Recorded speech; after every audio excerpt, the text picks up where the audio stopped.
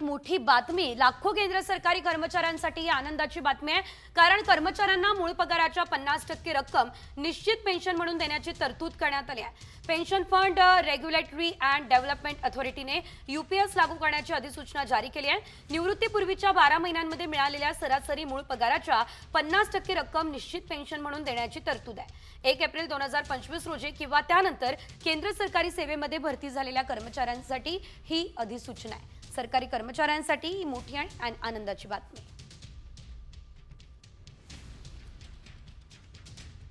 मोठी बातमी लाखो केंद्र सरकारी कर्मचाऱ्यांसाठी आनंदाची बातमी आहे।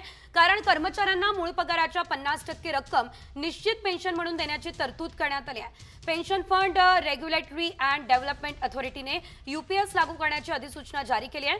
निवृत्तीपूर्वीच्या 12 महिन्यांमध्ये मिळालेल्या सरासरी मूळ पगाराच्या 50% रक्कम निश्चित पेन्शन म्हणून देण्याची तरतूद आहे। 1 एप्रिल 2025 रोजी किंवा त्यानंतर केंद्र सरकारी सेवेमध्ये भरती झालेल्या कर्मचाऱ्यांसाठी ही अधिसूचना आहे। सरकारी कर्मचाऱ्यांसाठी ही मोठी आणि आनंदाची बातमी।